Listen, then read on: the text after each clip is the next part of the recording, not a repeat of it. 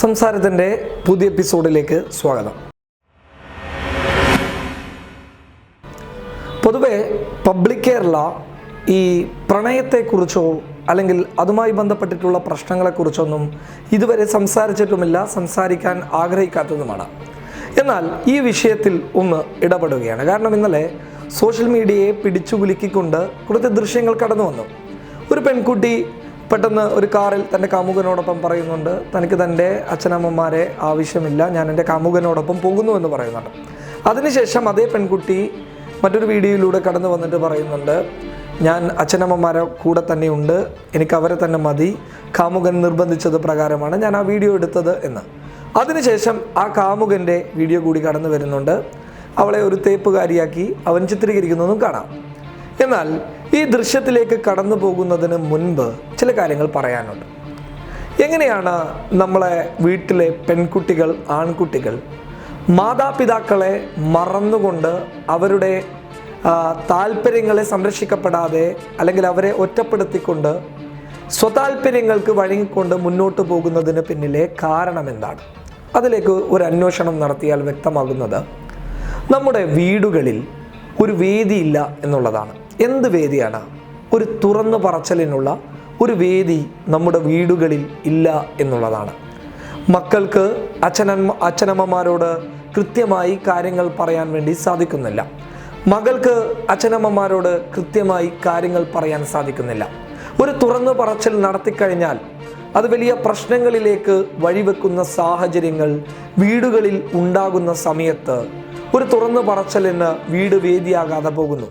അപ്പോൾ തീരുമാനങ്ങൾ ഒറ്റയ്ക്കെടുക്കേണ്ട ഒരു സാഹചര്യം കടന്നു വരുന്നു.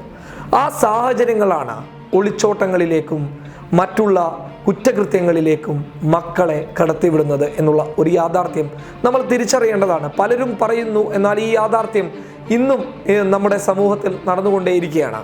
പ്രണയത്തിൻ്റെ പേരിൽ പെൺകുട്ടിയെ കൊല്ലുക, അല്ലെങ്കിൽ കാമുകിയെ കൊല്ലുക, കാമുകനെ കൊല്ലുക, ഇതൊരു നിത്യ സംഭവമായി നമ്മുടെ കേരളത്തിൽ മാറിയിരിക്കുന്നു. ഇതിനെ തടയിടേണ്ടത് സമൂഹം ഒന്നിച്ചു നിന്നുകൊണ്ടാണ്. അതിൻ്റെ തുടക്കം എന്ന് പറയുന്നത് വീടുകളിൽ നിന്നാണ്. നമ്മുടെ ജോസഫ് അന്നംകുട്ടി പറയുന്നത് പോലെ ആർത്തവത്തെക്കുറിച്ച് അമ്മ ജോസഫ് അന്നംകുട്ടിയോട് സംസാരിച്ചിരുന്നു എന്നുള്ളതാണ്. അതായത് ഒരു യുവാവിനോട് കാര്യങ്ങൾ തുറന്നു പറയുന്ന ഒരമ്മ. വലിയ സന്ദേശമാണ് പൊതുസമൂഹത്തിന് മുന്നിൽ ജോസഫ് അന്നംകുട്ടി നൽകിയിരുന്നത്. ഓരോ കാര്യങ്ങളിലെയും യാഥാർത്ഥ്യം, വസ്തുതാപരമായിട്ടുള്ള കാര്യങ്ങൾ മാതാവ് മക്കളിലേക്ക്, പിതാവ് മക്കളിലേക്ക് പകർന്നു കൊടുത്താൽ ഒരു തുറന്നു പറച്ചിലിനുള്ള ഒരു വേദിയായി വീട് മാറും എന്നുള്ളതാണ്. പ്രണയം എല്ലാവരുടെയും ജീവിതത്തിലുണ്ടാകാം. അതിനെ മായ്ച്ചു കളയാൻ ആർക്കും സാധിക്കില്ല. ഒരാണും ഒരു പെണ്ണും പ്രണയിച്ചിരിക്കും. അതങ്ങനെയാണ് ഉണ്ടാവേണ്ടത്, അതങ്ങനെ തന്നെ ഉണ്ടാവുകയുള്ളൂ. എന്നാൽ ഈ പ്രണയത്തെ നമുക്കൊന്നും ചെയ്യാൻ വേണ്ടി സാധിക്കില്ല. പക്ഷേ ഈ പ്രണയത്തിൽ ചില തീരുമാനങ്ങൾ നമുക്ക് കൈക്കൊള്ളാൻ വേണ്ടി സാധിക്കും. നമുക്ക് എന്ന് പറയുന്നത് വീട്ടുകാർക്കാണ്. അതിന് ഒരു തുറന്ന വേദി വീടുകളിൽ തുറന്നു കൊടുക്കേണ്ടത് മാതാപിതാക്കളാണ്. ഇങ്ങനെ ഒരു തുറന്ന വേദി വീടുകൾ ഉണ്ടാകുമ്പോൾ തൻ്റെ മകൾക്ക്, മകനുള്ള പ്രണയം അച്ഛനമ്മമാരോട് അവർ തുറന്നു പറയും. ആ പ്രണയം എൻ്റെ മകളുടെ ജീവിതത്തിൽ മാറ്റങ്ങൾ സൃഷ്ടിക്കും, അല്ലെങ്കിൽ അവരുടെ ജീവിതം നല്ല രീതിയിൽ മുന്നോട്ട് പോകുമെന്ന് അച്ഛനമ്മമാർക്ക് ബോധ്യപ്പെടും. അതായത് അവരെക്കുറിച്ച് അച്ഛനമ്മമാർ അന്വേഷിക്കും. ആണായാലും പെണ്ണായാലും ഒന്ന് അന്വേഷിച്ച് തൻ്റെ മകൾക്ക്, മകന് ഈ പ്രണയം നല്ല രീതിയിലുള്ള ഒരു വഴി തുറന്നു വെക്കുമെന്ന് തോന്നിക്കഴിഞ്ഞാൽ അവരത് വിവാഹത്തിലേക്ക് കൊണ്ടെത്തിക്കുകയും ചെയ്യും. അത്തരത്തിലുള്ള ഒരു തുറന്ന വേദിയാണ് വീടുകളിൽ മാതാപിതാക്കൾ തുറന്നു കൊടുക്കേണ്ടത്, സഹോദരങ്ങൾ തുറന്നു കൊടുക്കേണ്ടത്. അങ്ങനെ ഒരു തുറന്ന ചർച്ച ഉണ്ടായിക്കഴിഞ്ഞാൽ ഈ ഒളിച്ചോട്ടങ്ങളെ ഒരു പരിധിവരെ ഇല്ലാതാക്കാൻ സാധിക്കുമെന്നുള്ളതാണ് ഞങ്ങളുടെ കണ്ടെത്തലുകൾ. അതായത് ഒരു 90% സാധിക്കുമെന്നുള്ളതാണ് ഞങ്ങളുടെ കണ്ടെത്തലുകൾ. ഞാനതിന് ഒരു ഉദാഹരണമായിട്ട് പറയുന്നത്, കാസർഗോട്ടെ ഒരു യുവാവും കർണാടകയിലെ ഒരു യുവതിയും തമ്മിൽ ഒരു പ്രണയമുണ്ടായിരുന്നു.